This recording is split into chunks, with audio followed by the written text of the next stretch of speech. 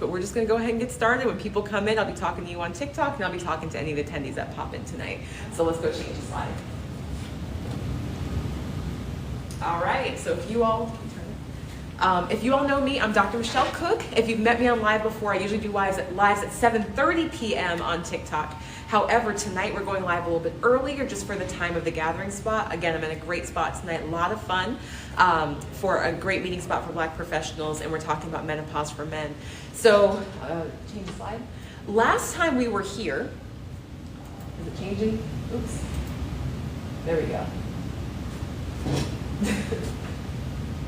But yeah, the mouse should be able to work. Thank you all for joining us tonight. We're just dealing with a couple of technical glitches. If you look at the slide behind me right now, if you're able to see it on TikTok, the last time we were here is back in March, Women's History Month, and we did a talk about thriving in menopause for Black women. So people were so excited about that presentation that they asked us to come back. And not only did they ask us to come back, they asked us to do it for the men in their lives. They're like, look, this information was so important. I have a husband, I have a brother, I have a fiance, I have whoever is in their lives that just does not understand what I'm going through with menopause. Like, we need to have a whole conversation where we can all get together and talk about this important issue. So that inspired us doing menopause for men. So here we are doing menopause for men tonight. So again, if you are in the room, thank you for being here. If you know any men, please send an invite for them to join. So if your hubby's on TikTok right now, if your boyfriend, if you're whoever that is, just invite them to join. Tap that screen, show me some love, get those hearts going, let people know we're here in this live, because we do want people to join this conversation. Next slide. Who we got? We got Fearless 50 plus. Perfect. 50 plus, so you definitely want to be in the room. We jumped really far forward with the slides. Let's see. Okay. So you all might not be able to see perfectly what's going on behind me, but I'm going to describe what's going on in the slides here. Okay, so our first thing is, what is menopause? This is really a general conversation. I'm not going into the nitty-gritty details as I do sometimes about like treatment options and big nuances. This is more of a big figure discussion or big perspective discussion to talk about kind of menopause as a whole, get a better understanding of what it is, and so we can talk about it with our partners. But the slide behind me says that menopause is a natural transition when estrogen levels drop. Menopause is a natural transition when estrogen levels drop. Ashley got you. Wait to the end, okay? But I definitely got you. But menopause, it's a place where in women's life where your estrogen levels start to drop. Now, as women, we have multiple hormones in our body, but our predominant hormone is estrogen. That's what gives us our feminizing feel. It gives us breasts, gives us hips. It's what allows us to reproduce. So that's a very important hormone. As women start to go into that menopausal state, our estrogen levels start to decline, and that's coupled with a ton of details. Uh-oh, Ashley said I'm frozen. Hopefully I'll pick back up. On my side, I look good. Do the rest of y'all see me as being frozen? Okay, I'm good back. Ashley, thank you so much for being our technical support out there in the field. I really appreciate you. Love you, sis. Let's see. Does the slideshow discuss menopause from the point of view of age and other risk factors? Sort of. We're going to get there. So this is a conversation talking about menopause for men. So we definitely want the men to come into the room, but even if they don't come into the room, this will help give you some language to start to talk to your partners about what's going on, talk to the men in your life about what's going on as it relates to menopause. But as we're women, we have estrogen, and those estrogen levels start to decline. At some point in your life, you will stop having a cycle. So women, we go through those reproductive years. It usually starts in our preteens, early teen years, and lasts all the way to our 40s and 50s until we stop having a menstrual cycle. That means we're no longer reproductive. We can't get pregnant anymore, so the reproductive years come to an end. Natural transition, but it's fraught with a lot of different challenges. Our slides just dropped. I'm going to be able to keep going. Hold on, our signal dropped. Oh, there it goes. It's back up. I think our signal's just very delicate. But that drop in estrogen is really what happens with menopause. What's important to know is that a lot of people think that you have to not have a period in order to get symptoms, and that's not true. A lot of times the symptoms of menopause can begin even before your periods actually stop, so they can happen a lot sooner. Next slide, please. All right. Here's our next slide. So this one I actually might move the camera for because I think it's important for y'all to understand this. It's probably going to show up backwards for you though because you're on TikTok. But this is perimenopause. Ladies, welcome to perimenopause. I hear people mention that term a lot, and a lot of folks have no idea what that means. Like, what does perimenopause mean? So I put together this graphic, and again, you will have access to the slides. I'll make sure you all get them, but you'll have access to the slides. But this describes what perimenopause is. And we're actually gonna start here in the middle at what menopause is. Here we are, that's that little triangle right there, that's menopause. Menopause means that you have been 1 year without a period. So if we go to this little triangle right here, that is your final menstrual period, FMP. You'll hear a lot of doctors refer to that time period. As you're going through perimenopause, your periods start to change. They decrease in frequency. You might skip periods. You might have 2 periods. A lot of doctors will describe it as a zone of chaos. So when you start up here, this is kind of when your symptoms begin. That's that first triangle right there. Symptoms are beginning. You're starting to maybe have some hot flushes, mood changes, things like that. Periods might start to change. And as your periods are irregular, eventually they will stop and we get to that final menstrual period. Of course, you don't know it's your final menstrual period because you think there might be another one coming. But that's why it's helpful to kind of track your periods as you get to the perimenopause state, because you want to know if you hit a year from that last menstrual period. I know it's frustrating, ladies, because a lot of times your periods will fluctuate, right? You might go 2 months without a period, but once you have a period, that clock starts. So that's your final menstrual period. This says 365 days we hit menopause. So 1 whole year after your final menstrual period, that is the day of menopause. That's when we know that we have been through menopause. At that point, we really shouldn't be bleeding again. If you have any more bleeding, it probably needs to be evaluated by a doctor to make sure it's not a problem. And you can't get pregnant anymore. So Callisto asks, is there a way to identify perimenopause if you're on birth control or on HRT? Hey, come on in, Sam. So we do have a guest here tonight. So we're live on TikTok. Just hop on in, you're fine. We have people in the audience too, so I'm gonna be engaging both of you. We're talking to our TikTok audience, that's who's really showing up tonight, asking questions. He says, is there a way to identify perimenopause if you're on birth control or HRT?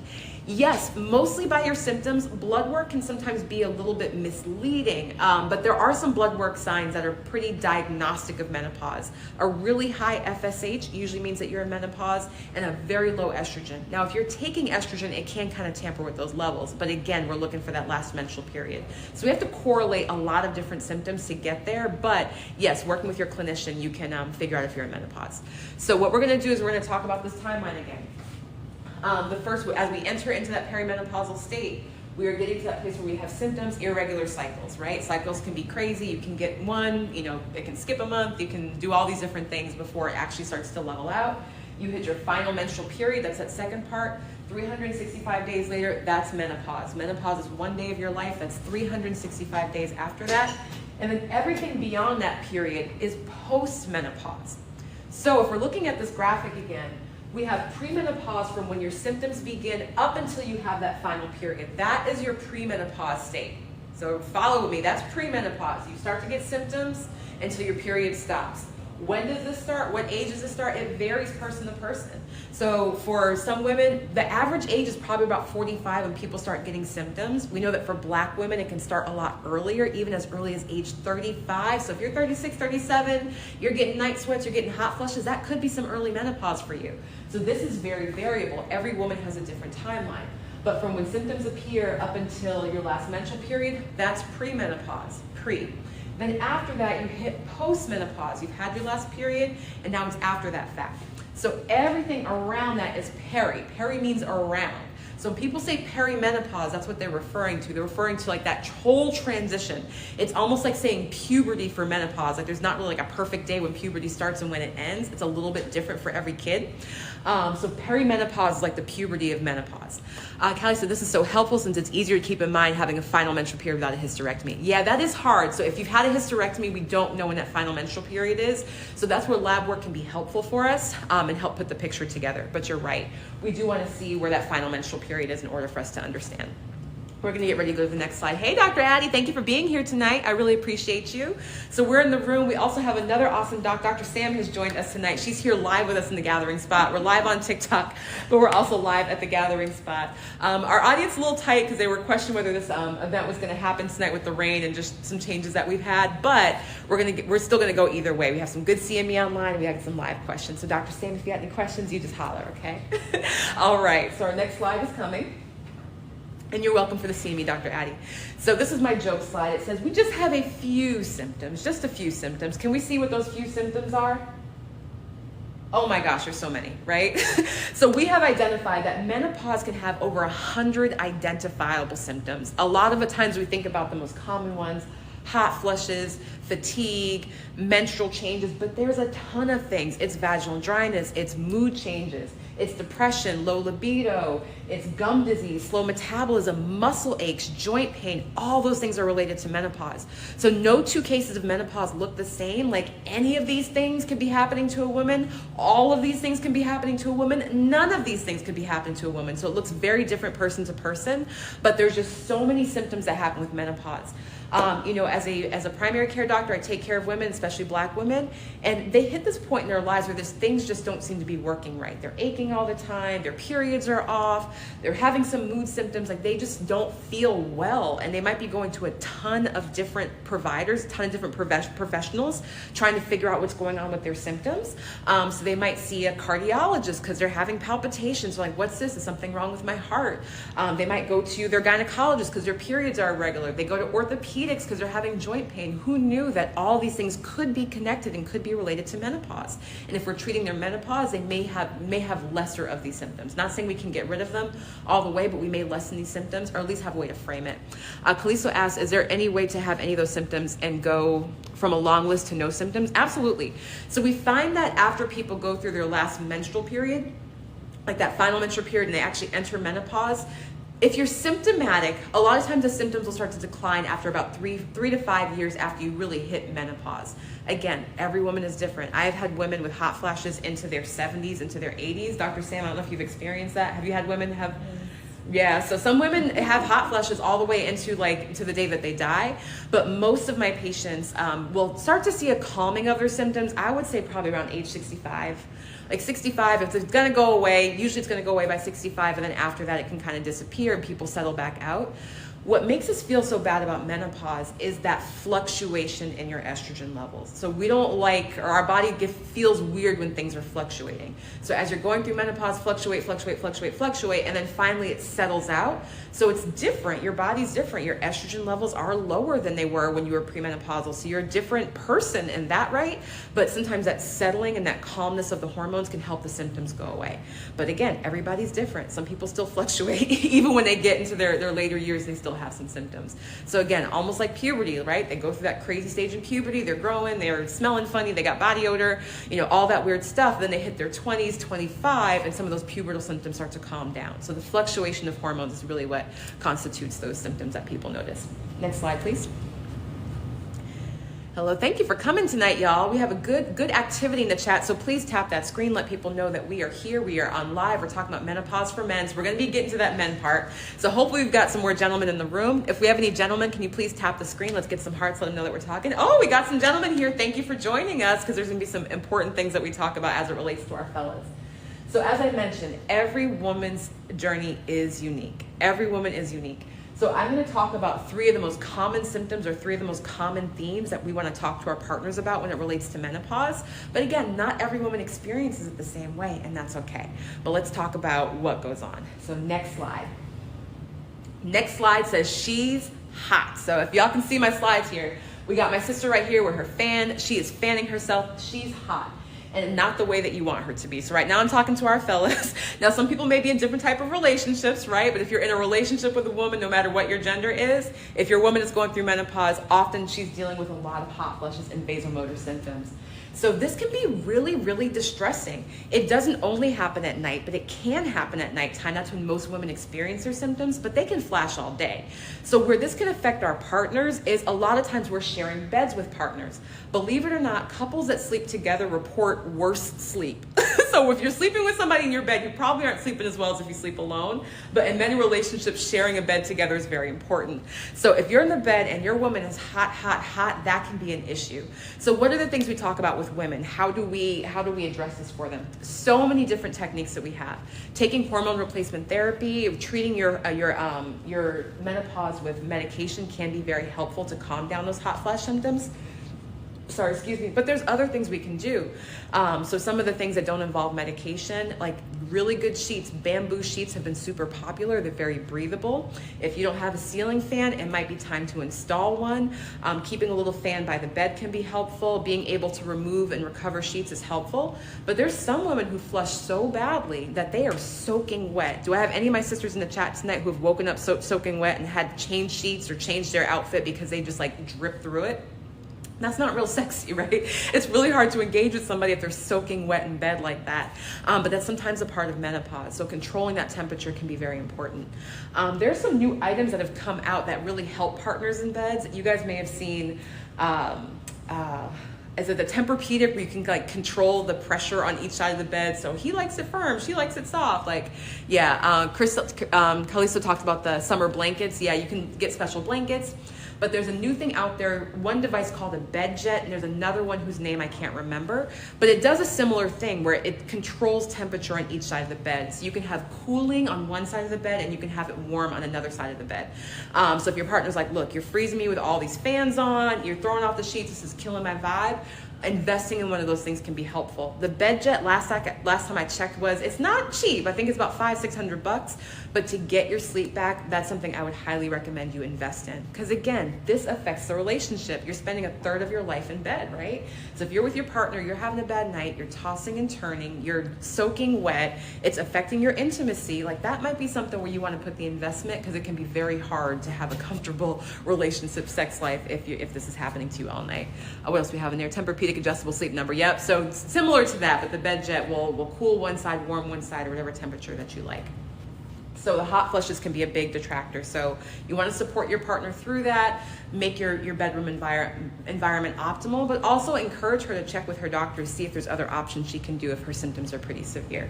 We're going to go to the next slide.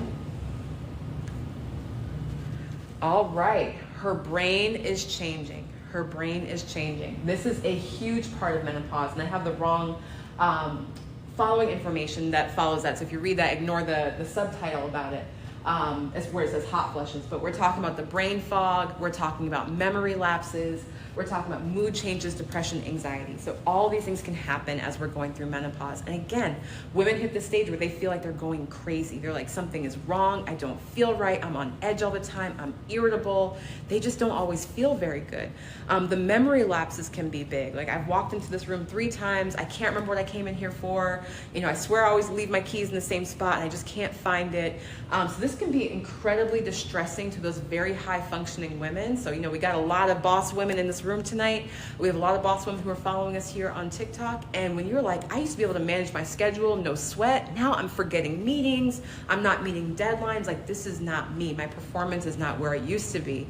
You know, it used to be that my kids, yeah, they annoy me a little bit, but when I come home, like, I could kill people because they're driving me so insane. I just have no tolerance. Like, that last string I had has been popped. Like, there's no tolerance left for any kind of nonsense in my life.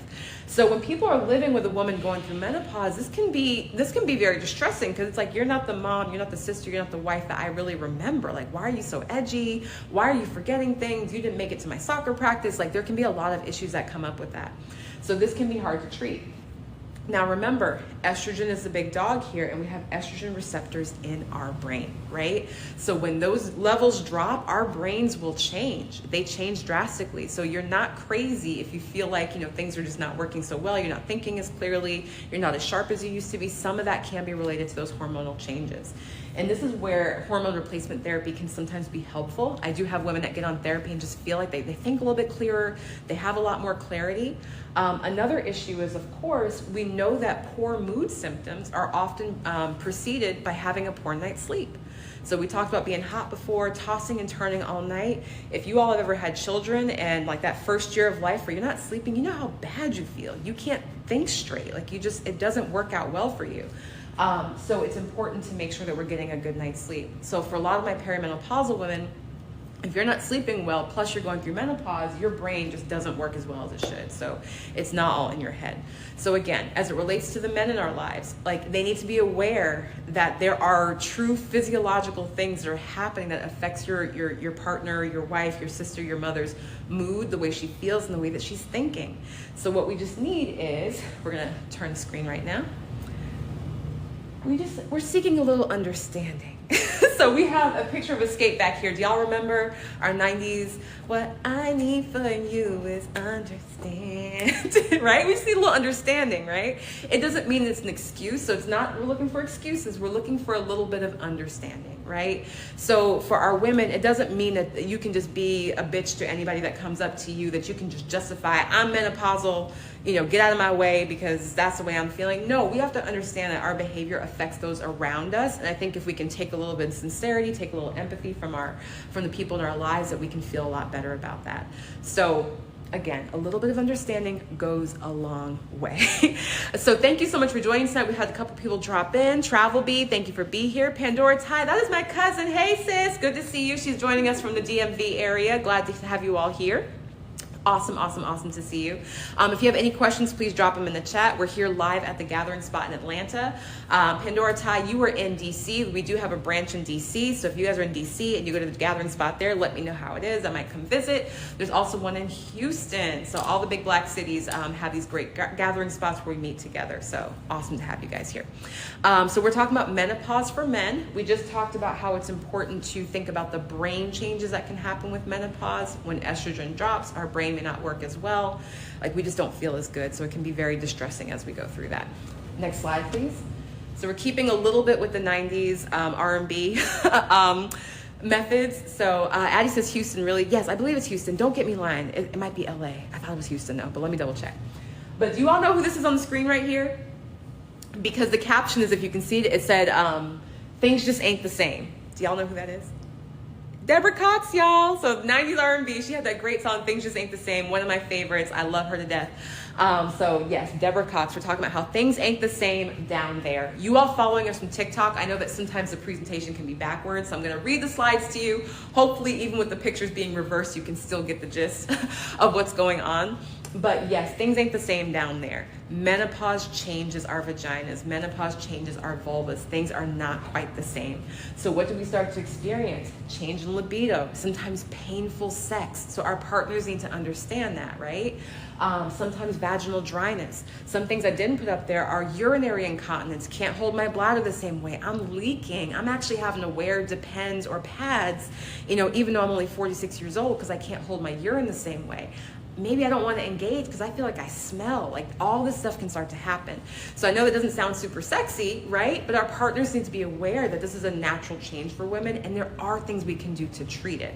But especially as we talk about menopause for men, I think it's really important to think about the fact that we do sometimes deal with these changes in libido. And Dr. Addie, thank you so much. You saying it looks great. I'm glad it looks good, because I know it can be backwards. So I'm working this light crowd we have here than all of you here following us here on TikTok.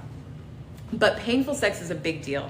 A lot of women will start avoiding sex because it hurts, So when the vagina gets very dry, penetration can feel awful. So if you're having penetrative sex, if you're having sex where anything is going inside, that may not feel so good.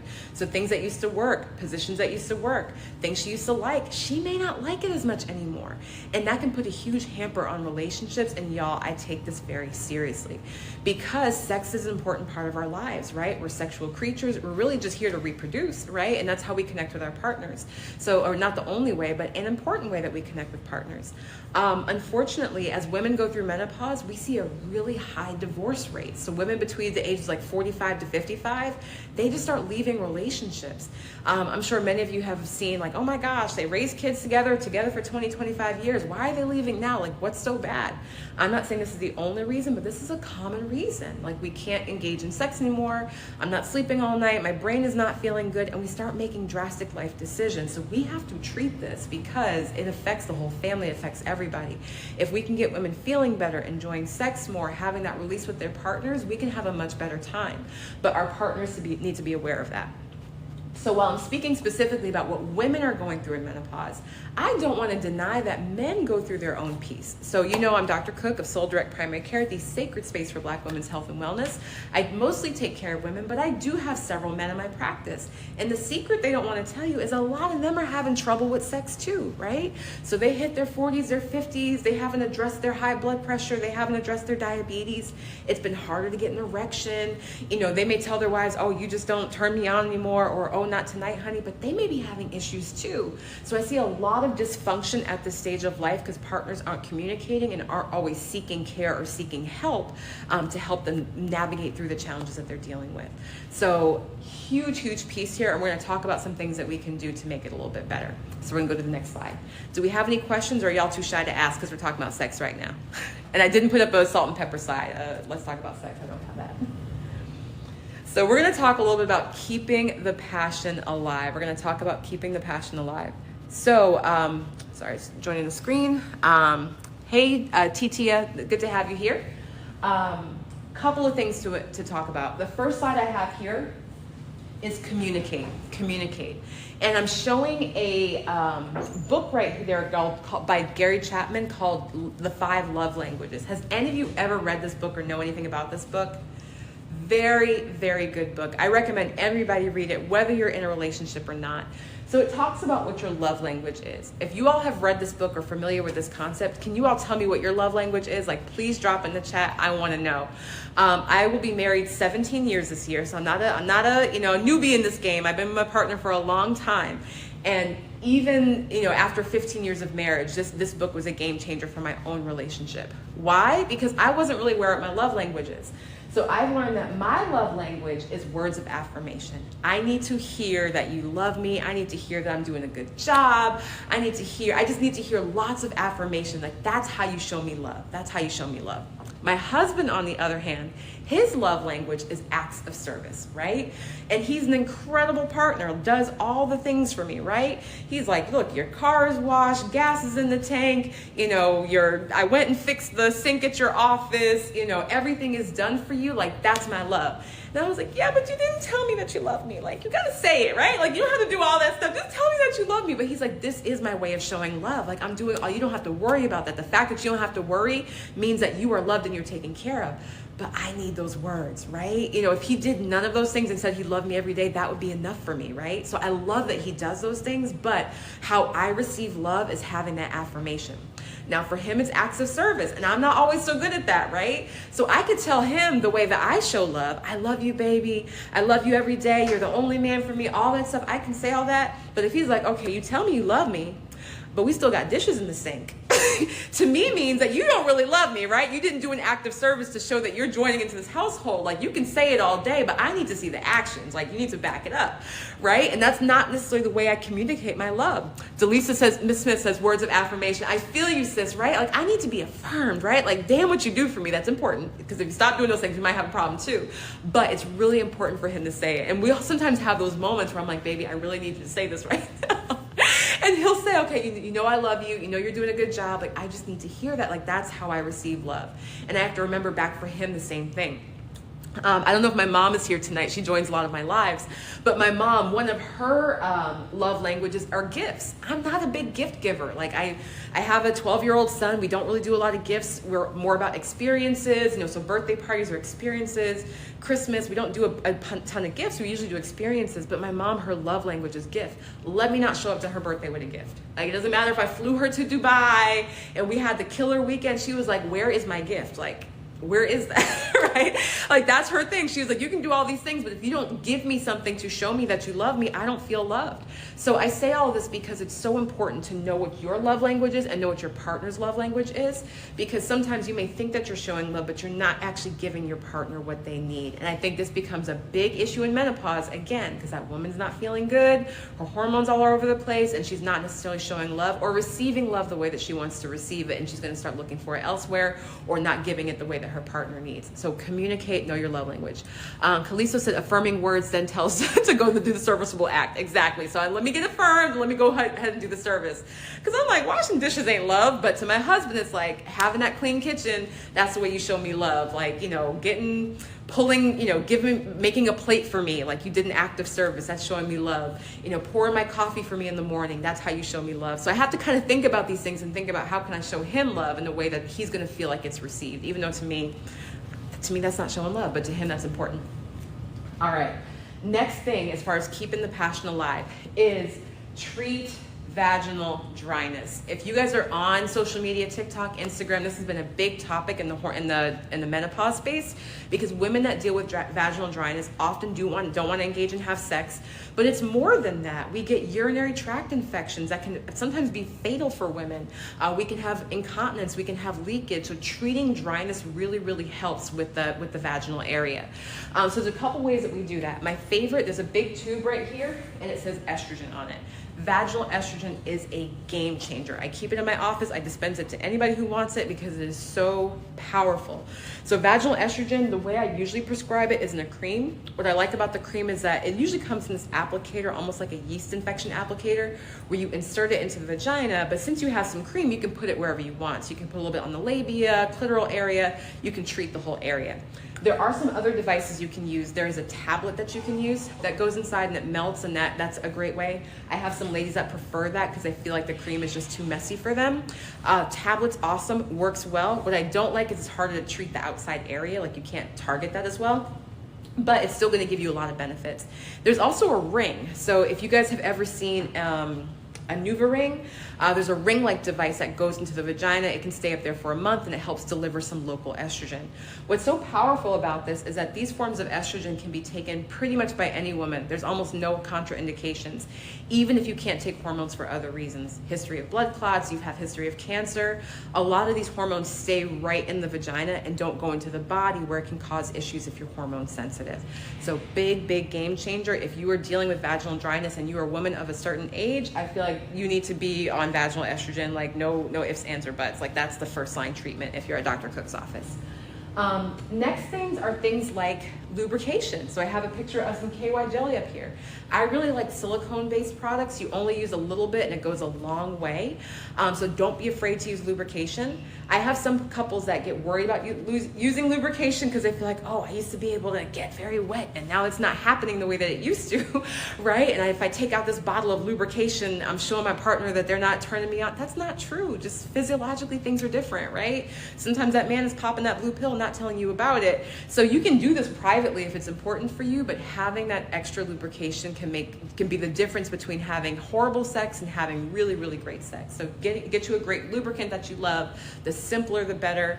Water-based, silicone-based are some of my favorites. But I wouldn't add any like fragrances to it. I wouldn't like all the warming, like leave that to the side. That's gonna give us yeast infections and make things not feel so good down there. Hey, Quell Life Health Coach, thank you for joining us tonight. We're talking about menopause for men, all the things we can do to help keep passion alive in the relationship. Finally, I have Bonafide up there. You guys have probably seen a lot of ads for them, so if you spend any time on social media, they are just hitting us left and right, or maybe just me, because I'm starting to enter that age of perimenopause. I'll be 40 this year, y'all. So they are a vaginal moisturizer. It's a little bit different than a lubricant or like a lube, but it helps kind of be like a lotion for the vagina, if you will.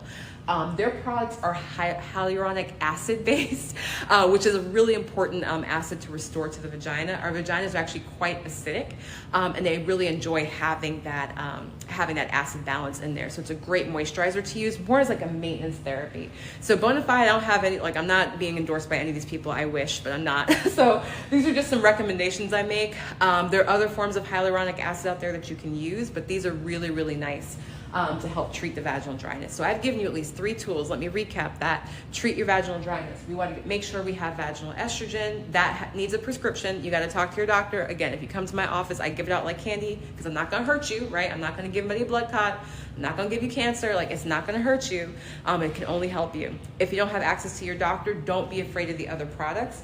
Using KY jelly, especially for sex and penetration, using a vaginal moisturizer that's hyaluronic acid based like a Bonafide. So please make sure you have some tools in your toolkit. Don't say I didn't tell you. And for any of the men who are still in the room, if you're still here, please tap your screen. Let me see that you're here. Tap that screen. Let me see that you're here. I've given you 3 tools to talk to your lady about. So if you feel like it's not happening as much, she's not satisfied with sex anymore, you got 3 tools in your play kit, okay? Finally, engage often. That's what this last piece over here says. It says engage often. At the bottom, way too small for y'all to see and probably backwards, it says, if you don't use it, You can lose it. I know that sounds insane, but it's actually true, particularly for women. So for women, our vaginal areas need stimulation to be healthy. So if we're not touching it, if we're not stimulating it, if it's not being stimulated, it really will start to atrophy. Atrophy means, I hate to say it this way, but shrivel up, but that's kind of true. So if you're not having a regular sex, if you're not even regular masturbation, like having that little thing in your bedside drawer to make sure we're stimulating that area is important. We got to get blood flowing down there. If it's lacking that blood flow, you're going to have the atrophy. So yes, women that have more sex, women that masturbate more, women that play with themselves, women that do self-touch are going to have healthier vaginas. So you have all the tools here. You know your love language, right? You got your lubrication, right? And then you're going to engage early and often. I have a couple here, but you can do it by your damn self. You don't need a partner to be able to engage in that part to keep those vaginal tissues healthy.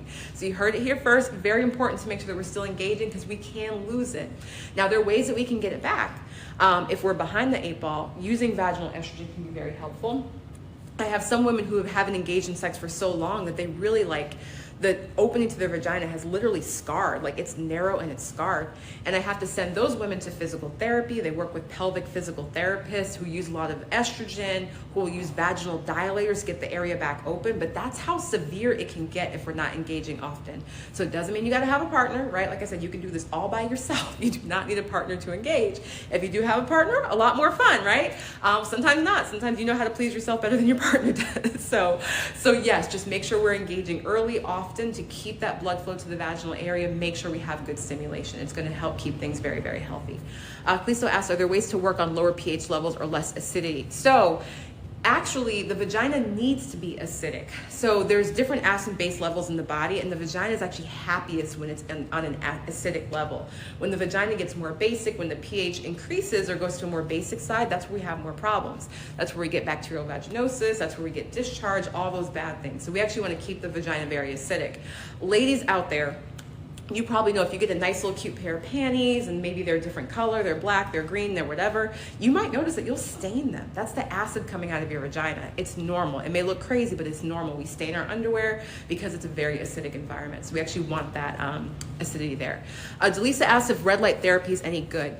I don't know the data for a vagina. I actually don't know. It can be helpful for other parts of the body, especially parts that contain collagen. We've seen it for hair regeneration. We've seen it for skin. So I know it's helpful in those areas. I don't know that it's helpful for the vagina.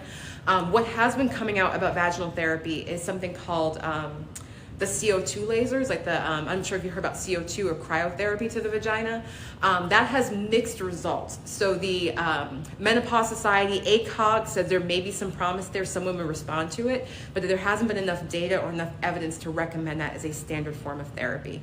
So in the end, do I think red light will hurt you? Probably not. Like, I don't think you're gonna hurt yourself with it. It might be hard to deliver in the vagina. So I don't think it's probably gonna cause a lot of harm, but I can't really tell you that you're gonna get great benefit from it. But that's an awesome question. If y'all have any questions, I'm watching the chat as best I can. Feel free to drop them. We're here live at the Gathering Spot. I'm Dr. Michelle Cooke of Soul Direct Primary Care, the sacred space for Black women's health and wellness here in Atlanta. Our office is not too far, over in East Point. So come check us out. If you're still looking for a primary care doctor, I got you. I take care of Black women, but I take care of anyone. So if you love what you see here tonight, come check me out. We're almost done with our presentation. We're gonna go to the next slide. So here we are, final takeaways. Final takeaways are, you do not have to suffer. Let's learn about menopause. Let's know what your options are, and let's demand the care that you deserve. More doctors are interested in menopause. A lot of us were not trained. I got my good friend over here, Dr. Sam Wagner.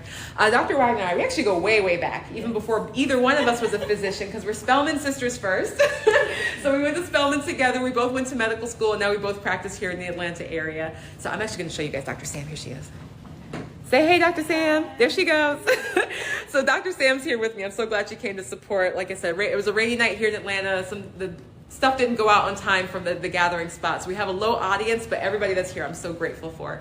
But yeah, even before we became doctors, when we got to medical school, I got maybe this much training on menopause. Dr. Sam, did you get any training about menopause? They talked about hot flashes and mood swings, right? Yeah. Yep, she said hot flashes and mood swings. That's all she heard. That's basically what I heard too. I don't know if people got treatment. They just say expensive. Right. I think we learned about it as like a physiologic timeline that, oh yes, women will stop having their periods. They might have hot flashes. They may have mood swings. I also did hear hormone replacement therapy might kill women. Yes. If you're going to use it for the lowest dose for the shortest duration of time. I do remember hearing that, like lowest dose, shortest duration of time. We now know that none of that's true. Let's see. Have you worked with assigned female at birth, trans men going through menopause? Not directly. So I do have a couple trans patients that were born female at birth who are actually on testosterone therapy for masculinization. That patient is menopausal in age. There's not a lot of guidelines there, so something I have to look up a lot too, because you don't necessarily want to treat with estrogen if they're not trying to be estrogenized. So we're still learning that. So that's actually a lot of study I have to do. Very nuanced. I might have to lean on my endocrinology partners for that. Let's see. I feel like it's missing in a discussion. It is. I would say, first and foremost, not to say that everybody's not important, but I think we have to focus on the women's health issue as a collective. Like, we have not gotten even that data yet. We haven't gotten it right with women who are born women at birth and still are born feminine at birth and identify as women. Like, we haven't gotten it there. And I think once we get that right, we'll be able to understand different people who live as women, who are either born women or transition to being a woman. Like, I think we'll be able to better understand. But we're behind the 8 ball. This is why I do these kind of talks, because there's so much that not only do we not understand amongst ourselves, but even as physicians. You got 2 doctors here. We are rock star doctors, but we both got very little training about menopause. So almost everything I've taught you tonight are things I've had to educate myself on, a lot of reading.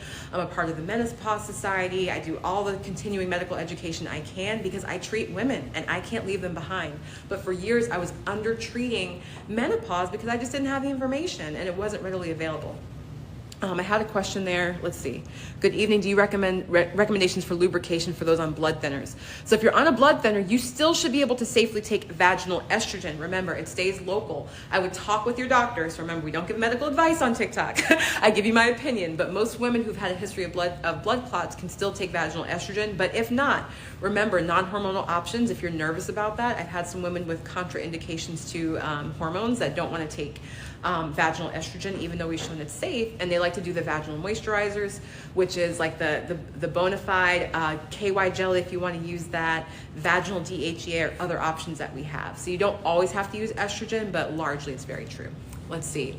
That's where I'm at, but off T with 1 kid, age 1 and 3, debating whether to have another kid next year. Yeah, I think you definitely need a really good endocrinologist who's very versed in this, because even a lot of endocrinologists don't understand menopause as well as they should, or as well as they could.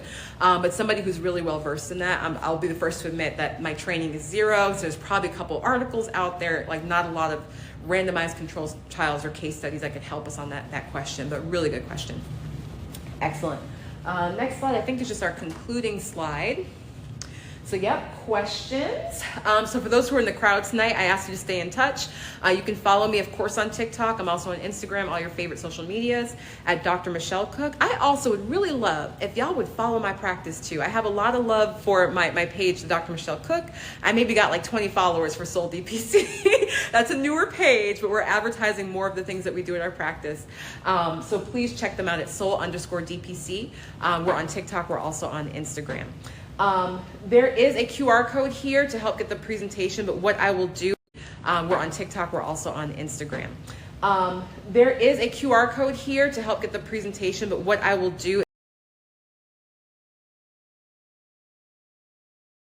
is I will add it to my link tree if you are interested with getting this presentation. A lot of great information in there, the recommendations that we had, how to keep the magic alive, what is menopause, what do the symptoms mean, all of that will be in there. So if you're looking for that, I will say in the next, I'm gonna say, give me 48 hours, probably 24, I will put the link to this presentation on my link tree so you can check it out, share it with your partners. But before we conclude tonight, are there any other questions here in TikTok? Any questions about menopause, what you need to tell your partners, difficulty with conversations, if you need coaching about the kind of language you can use, I'm here for that. Thank you for liking the live, Ashley, and thank you, Dr. Addy, for liking the live. We've had Over 3,000 likes tonight. That is so exciting. So I'm so excited to have you guys here. So let's get a few more. If you're still here, go ahead and tap that screen. Let's get a few more likes in here. Let people know the awesome things we're doing here in TikTok. Ashley said, great discussion. Thank you for sharing. I'm really glad to share with you all. Thank you for being here. You've been on the whole live. So that's a good 45 minutes of your life. I really enjoyed sharing that with you. Delisa Smith, that's one of our original Soul Sisters. So if you are on our mailing list, you probably got a great email today highlighting how she has beat diabetes with all the hard work she has done to be able to overcome the diagnosis. So I'm very proud of you, Ms. Delisa. Very, very proud. I'm really glad to highlight you in the newsletter. So yeah, go ahead, girl. We're going to do a little soul shine for you because I'm super, super proud of everything that you've overcome and that you're on your road to recovery. So yes, if you have any other questions, feel free to let me know. I am typically on TikTok every Wednesday night, typically at 7:30 Eastern Standard Time. There's actually another event here at the Gathering Spot. Next week I have a meeting, so I'm going to be here, and I won't be on TikTok live that night. So it will be at least another week rotation before I come back. But meet me here Wednesday nights at 7:30 Eastern Standard Time. If there's another topic you want to talk about, let me know. You ask, I deliver. We've talked about fertility in Black women. We've talked about fibroids in Black women. So, the theme is always Black women. So whatever Black women want to hear about, that's what we're going to talk about. When I have the opportunity, I'll bring on the experts to speak to you. A couple weeks ago, we had Dr. Foley, who is a urogynecologist. We had Dr. Littman, who is a fibroid guru here in Atlanta. We had Dr. Oyatakin, rock star dermatologist. So all the topics you want to know, I try to make sure we have a place to come to it. As Black women, we don't have a lot of options of places we can go to where we can get safe and culturally competent care. I can't treat everybody, but once a week I can come here on TikTok live and reach more of you than I could just in my one office. So please share that we're doing this here, that we have a sacred space here on TikTok. We have a sacred space on social media. If you are not following me, please go ahead and follow me tonight. I have a lot of great information, educational videos, and some fun videos that we do on TikTok. So please make sure that you're following that too. So if that is all, I don't think I see any other questions in the chat tonight. I'll wait for a few more moments. But if you have any questions, I will definitely answer them. Thank you, Car, for following. I want to see the rest of you all. Make sure you follow me. Please follow. And when you get off of this live, make sure you go over to my page, soul_DPC. Last thing I'll say, again, I'm still taking patients here at Soul Direct Primary Care, the sacred space for Black women's health and wellness, best office visit you'll ever have. We also are offering some really awesome new services. We are doing laser hair removal, safe for brown skin. What a game changer. A lot of lasers can't treat our skin because it will burn us. Not at Soul. We don't play that. So if you're looking for laser hair removal, especially if you live in South Fulton, because you'll have to travel all the way to Alpharetta, all the way to Buckhead to get your laser done, you can come to Soul and we'll take care of you. We're also offering hair restoration services. So we talked about menopause tonight. One of the symptoms, hair thinning. I'm actually starting to have more scalp than I've ever seen in my life. So I'm going through some treatments myself. But hair thinning is a big part of that, and we have a solution that can help women who are dealing with hair loss, women and men. So if you're dealing with hair loss, hair shedding, come to us for a free consultation. If you go to the link in my bio, you'll be able to book your free consultation. We can look at your hair and see whether our novel treatment is available for you. Denisha Downey said, do you think that hysterectomy can delay the symptoms of menopause? Absolutely not. In some ways, hysterectomy can actually hasten menopause, meaning you can get it faster. So with a hysterectomy, it's harder to know exactly when you go through menopause because you're not going to have the signal of your periods. But what we've learned is that women who've had a hysterectomy, even if they keep their ovaries, start to go through those menopausal symptoms faster. And when you check their hormone levels, which is not the only way to diagnose menopause, but can be helpful, they usually have gone into menopause a lot faster. So a hysterectomy actually can make you get into menopause a lot faster. Quellfile, I think I'm pronouncing that nice, right. The health coach says, I'm a Black nurse practitioner. I learned a lot from you. Thank you for all you do. Thank you for being out there treating our community and providing health coaching. So important. Doctors do a lot, but I think sometimes having a great coach, I'm a big believer in coach. I got a business coach. I got all the coaches because we can't be great without coaches, right? Michael Jordan had a coach. Usain Bolt had a coach. Like all the greats, Simone Biles, all my greats have coaches. I'm not above to think that I can't get to greatness without coaching. So for those of you who are poo-pooing coaching, something you may want to check out, especially if you have a goal that you're trying to reach. But again, thank you for joining me live here tonight. I will see you not next Wednesday, but pay attention to my feed. I'll let you know more back live. But usually every Wednesday, 7:30 Eastern Standard Time. You can meet me here on TikTok for our soul sessions. Thank you for joining us.